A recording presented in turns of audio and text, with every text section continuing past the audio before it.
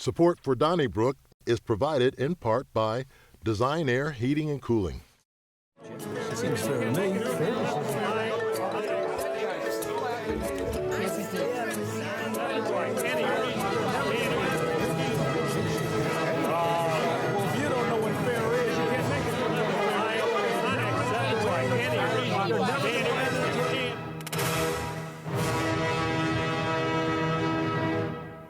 Donnybrook is made possible by the support of the Betsy and Thomas Patterson Foundation and the members of 9PBS. Hey there, Alvin Reid with you for one more week. Charlie will be back next week. And we got a task force of 5 here to settle all of St. Louis's problems. Welcome aboard to Donnybrook. With me tonight, media veteran Wendy, Wiese. The birthday boy, Bill McClellan. Happy birthday, dude. Thank you. From St. Louis Magazine, Sarah Fenske. And from the St. Louis Post-Dispatch, Joe Holleman. Well, Election Day is getting here pretty quickly, less than 2 weeks away. And really, 2 of the main topics are Amendment 4 and Amendment 5, Sarah. 5 would deal with the Constitution and how we could, the petitions that how we can change parts of the Constitution. And Amendment 4 is dropping the personal income tax. A lot of debate back and forth, but the day is here. How are you feeling on both of those? Boy, I don't know if either of these are going to succeed. I think this Amendment 5 maybe has a better chance than Amendment 4, the one that deals with this personal income tax. I feel like there's a lot of people who are saying, what is the plan here? Like, I'm not necessarily against shifting taxes, but it seems like they're planning to take away some taxes and they don't really have a plan to tell me what they're going to tax instead. You know, today, right before we got to this table, the Catholic bishops all came out against it. I feel like that feels somewhat unusual that they're wading into tax policy, but they're saying this would be so regressive, it would hit poor people so hard and give a nice tax break to wealthy people. I don't know, I think that could persuade some people as well. I think the indefinite, that window, that 5-year window where legislators in Jefferson City are going to be, sort of running the table and deciding what's going to move there, it's going to move here. There's not enough concrete areas of this for people, so I think that might be part of the problem. Yeah, I'm not giving unreserved support for this. I will say this, I think it's a move in the right direction. I like the idea of cutting taxes. Now, whether or not this is the perfect vehicle for that, they're going to decide, come August 4th. But the idea of let's quit taking so much money away from the people who are earning the money. I think what everybody leaves out is that that's the first step. The second step is quit spending so much. Because what happens here is everybody says, well, you're going to take away, and let's just say $10 million. But last year we spent $80 million. What do? Spend less. That's the part nobody wants to talk about. Republicans or Democrats. They both sides love spending money. They just love spending money on different things.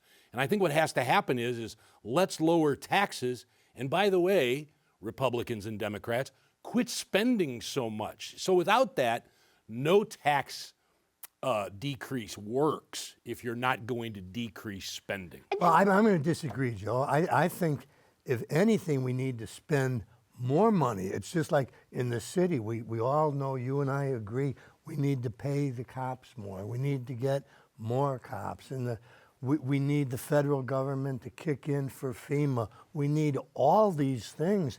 And the idea that we're going to cut taxes and have less money to spend on projects, I just don't think that works. Well, and I hear what you're saying, and that it must be spent on this. The problem is government looks at every bit of spending as we must spend this.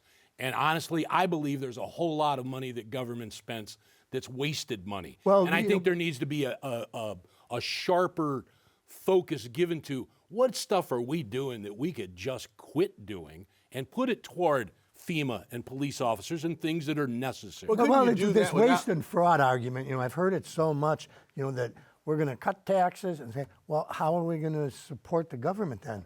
Waste and fraud.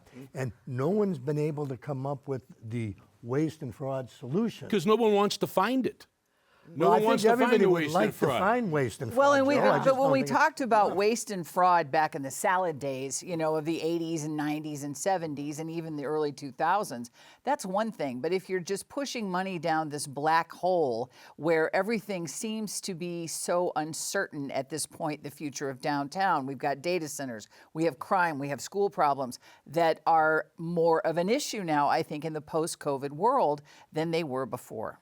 And it kind of feels like the messaging on this has been so muddy. Like, I don't even hear anyone saying what you're saying. Like, oh, yeah, we're actually going to have like a net cut to like the revenue coming into the state. They're saying, no, we're going to change where it's coming from and all the programs will still stay. Right. Don't worry about that. But it turns out we might start taxing the heck out of all these services. And it's like, what kind of argument is this? On that part, I agree with you. And it is a clear case of politicians wanting their cake and eating it too. So, Yeah. All right. You mentioned data centers, Wendy, but Bill, I'm going to start with you. I guess it's called a compromise. I call it capitulation. All of a sudden, all of the green regulations for data centers that would be coming to the city of St. Louis have been waived mysteriously. Like I said, I just don't get it. I mean, I think if they want to build it, make them pay and make them do it the way that you say to do it. But apparently the city and its aldermen feel differently. Well, it's the old money talks. And that's what seems to have happened here in this idea that, well, we're going to keep these strict rules, but you can get a waiver. I mean, and Alderman Ohlenberg said, and expect strict scrutiny. There will be no strict scrutiny. I mean, it's the old thing. It's better to, ask forgiveness rather than permission. Permission, or yeah. easier to. I mean, when these data centers all of a sudden they can't follow these green regulations, so they want a waiver. I mean, the city is not going to say, we're not going to give you the waiver, and suddenly instead of an AT&T wasteland, we now have all this field of the data centers because we've shut them down. Once they're built, they're built. Yeah, I think there's some really heavy pressure that came to bear at City Hall. There are a lot of moneyed interest going right now into this idea that we need to build so many data centers right now. And I think the city said, we have some really sort of common sense regulations. We want to find a way to still have data centers, but not have the hugest ones, not have them everywhere, make sure they're doing it green. And basically the moneyed interest said, this is a de facto ban. Like we cannot possibly build under these regulations. And so now what they're painting as a compromise, it's the compromise to what was portrayed as the compromise. It feels like they're getting what they want. Money talks at City Hall. It's like a boutique data center. It's like, it's kind of like Goldilocks. It's too big, too small, just right, that kind of thing. And when Megan Green signs off on it. well, because at the end of the day, you come up with all these great things you want, and then the people with the money go, we're not going to do it. Yeah. See you. See We'll you. find someone else. And they go, no, wait a minute. wait. Wait a minute. So we know what it's about. It's about money. And the city wants the money. So Right. there you go. Yeah. Do you feel as though they shouldn't have even went down this path in the first place if they were just going to just say like, You mean like all right. no regulation? Yeah, right. Why bother? I think, they are trying to clean up their zoning code. There is this massive project underway called the Zoop, where they're trying to say, we don't want this to just come down to getting a waiver. It shouldn't be about who you know and having to go before obscure boards. There should be like clear-cut zoning. So they had to deal with the data center issue as part of this. But what that looks like, I think, has gotten sort of messy. Their intentions were good. I do think so. I do too. Like I said, I think they Alvin does not. folded. Well, They did fold. I also think if you're going to capitulate, it's best to fight hard first and then capitulate. All right, okay. Yeah. So- Put up a And they scrap. folded in sort of a friendly way. Yeah, they did. Kind of a neighborly way. That is true. There We're was, not It was really an envelope, That's not right. a fold. it was Right. able to- I don't think critics of data centers are going to be happy to know that this was all kumbaya. Yeah, Exactly. You're right. Speaking of kumbayas, all right, Regional Business Council, powerful organization. Many of the leading businesses in the region have come out and said, we want the city to merge back into the county. I guess what ended at the Great Divorce years and years and years ago. Wendy, we are county dwellers. We vote the city ones 3-2 here today. But what's going on with this merger talk? It seems like it's like, at least for real this time. I think they're very. I think as Sarah said, there are people who have a great deal invested in our future, and they want this door to be open again. What I thought was kind of interesting, so the RBC, Yes. you have 100 CEOs, and they have been having secret meetings. They've learned about the history of the Great Divorce back in the 19th century, which I thought was kind of interesting that they, looked at the history involved. But they seem to be saying that unlike Better Together, the municipalities get to keep their identities, which I think is sort of self-defeating. I mean, I'm open to anything, truly, because I do think we should be unified. But still having the 88 or 89 municipalities seems like that would be counterproductive. But they do seem to be focusing on redundancy, where you've got too many overlapping situations and absolutely no one orchestrating. And I think we're all in favor of that kind of thing, because I think it's also counterproductive. Well, it's like Chicago being part of Cook County. Right. I mean, it's the way most of the world operates. One of the things I don't like about it is I believe in the two-party system, which the county barely has. It's so democratic. The city doesn't have it at all. And if the city becomes part of the county, then it's all democratic. And even though I'm a Democrat, I think it's nice to have Republicans elected now and again. I don't know. I think if I understand that you're adding more Democratic votes, I think, but also I think it emboldens those, municipalities where there are sizable number of Republicans. I think it gives them a chance maybe to say, like, here's our chance, maybe. I'm just saying. Enough people would say, like, you know what? The city's part of us now. So let's vote in a way, I don't want to say that the city doesn't like, but let's try to help the city bring some order out of the chaos. It will certainly more than being the end of Republicans having a lot of power, I think they'll continue to hold sway in big swaths of this county that now has the city a part of it. It will be the end of progressives having a lot of power because they were able to seize control of the city where, turnout is pretty minimal. Democratic Party, one party rule for a long time, the separate wings sort of split off. I think that'll change. I don't think it's coincidental that the Regional Business Council is pushing this. I think they'd like to quash that one. Well, and I also think it's fading out on its own. There's a whole fading out on its own. It is. But I do think this is so much more palatable to city voters. We did not want to be part of this unigov where we had to answer to Steve Stenger and like all power was diluted. Being able to continue to be our own municipality, getting to elect our own mayor, I think it's a good, reasonable step. Like we can get rid of having our own recorder of deeds and share a recorder of deeds with y'all in the county, and we will survive. And I think another aspect of it too is, and it's sort of sad, is that at one time the city was the big dog on the block, and we didn't want to be part of that, country bumpkin county. Then county was where all the money was at, and the city was struggling. Now we're all struggling. Yeah. So it's a whole lot. That's right. That's a good together, We each want to marry the other for the money. Yeah, that's right. Neither one of us have a lot, right? Sort of the Get looks. married and find out we're still all broke. That's right. Now we're both broke, but we're less broke together. Right. Yeah. That's what it should be. Instead of Less better together, broke together. less broke together. Oh, I love that. Right. I love that. The city might be a little bit broker, but I'm with you on that at 100%. And I will say, I think the city's actually less broke. We have a large surplus right now, which is not true of y'all, and it's not true of St. Louis County as a whole, and it's not true of Kirkwood, Alvin. Well, hey, first of all, let's Yeah. The city does not They're want to looking pay for- We Kirkwood try to bring up bills. Kirkwood whenever we possibly They're can. looking for 15 million. And you make an excellent point. Right. The Kirkwoodians can't talk right now. We'll get out of our hole a lot faster than the county does. And we'll see what the city does with their surplus because they sit around on their money till it's money. Right. So speaking of changing things, the Kresge Foundation representatives were in St. Louis and went over like Detroit and St. Louis. Now, years ago, I said Detroit's got it going on because Mayor Bing at the time said like, hey, you know what? We need to bulldoze and flatten out parts of this.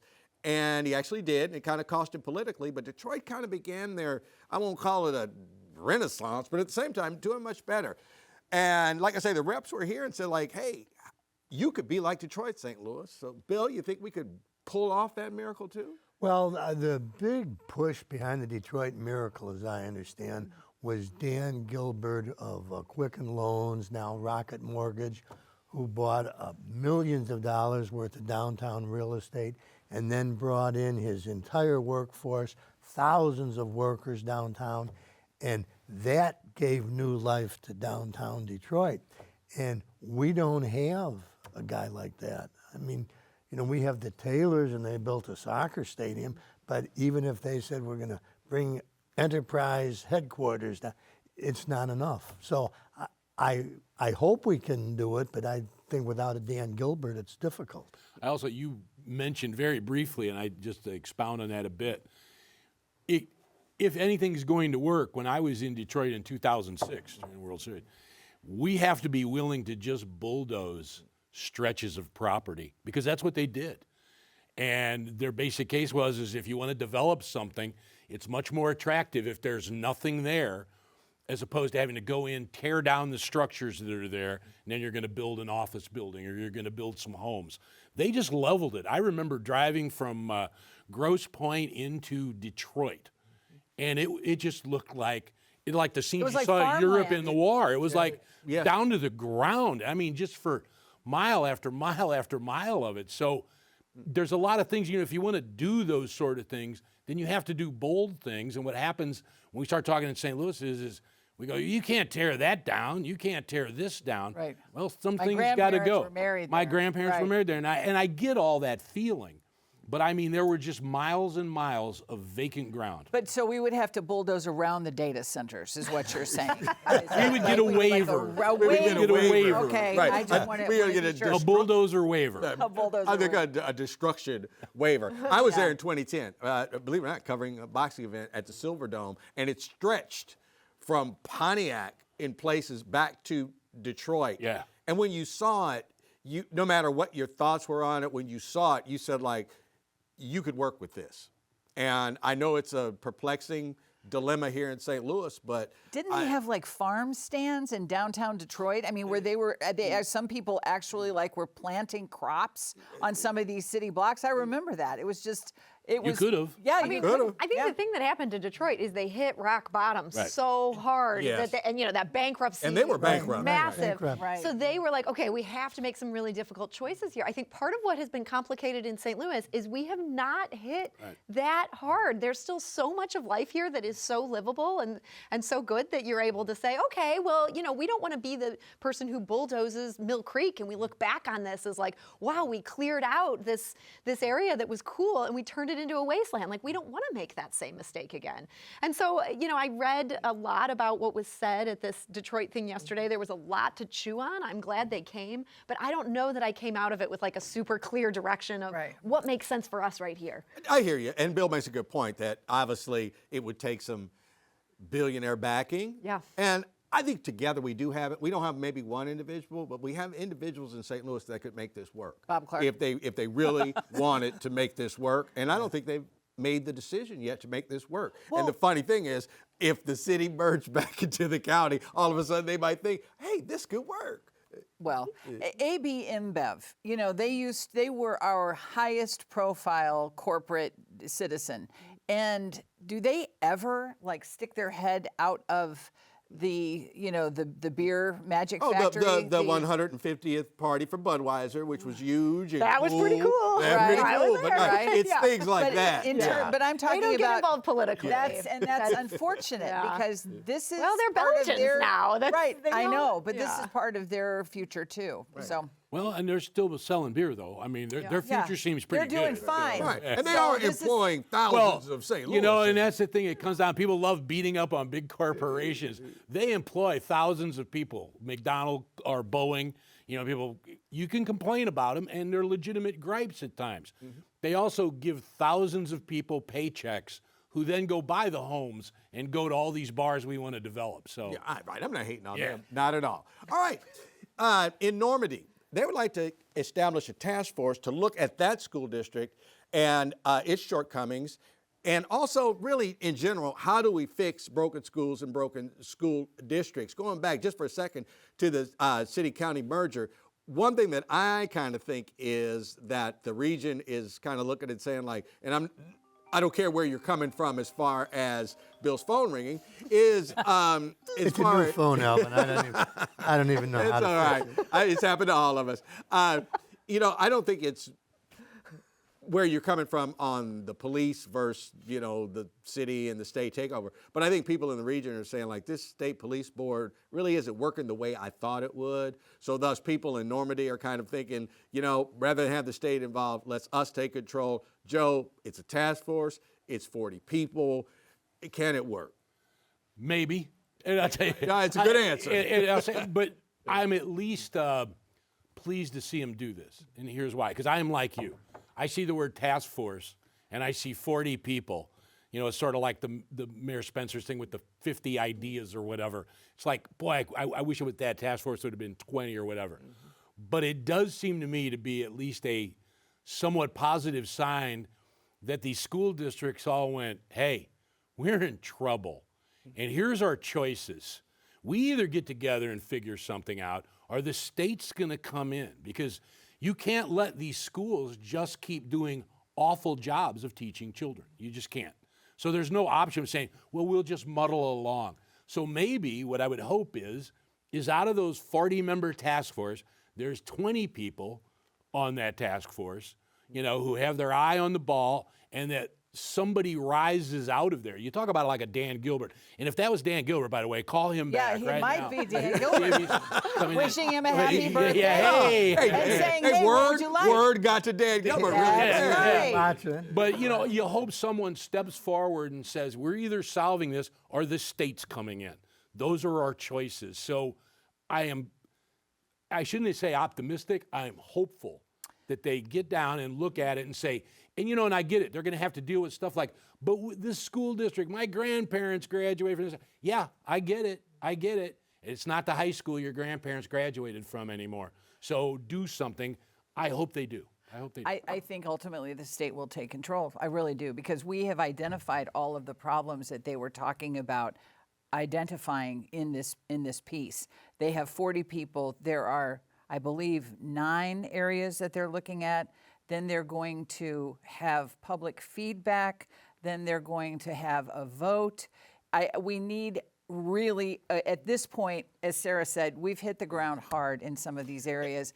And I think we need really aggressive. One thing that they hope to accomplish all this before January 1st, which would be before the next legislative session. So I get their timing. So if we can have a plan, get this thing going before they even come back, maybe you could. And I hope I'm wrong. I hope I'm wrong. Well, and that's entirely possible that this ends up like every other task force, it seems like, that it's a dog and pony show where you put out some reports and you have your friends come to the public hearings and say what you want to say, and it basically ends up with raises for everybody here on the panel. Well, all I was going to say was I hope the 40 is not made up of the usual suspects. And I don't mean that in a negative sense, but I think some of the same names that have addressed every problem in the region over the last 10 years will probably be on here. So, well, this is a problem that nobody has been able to solve in the entire country.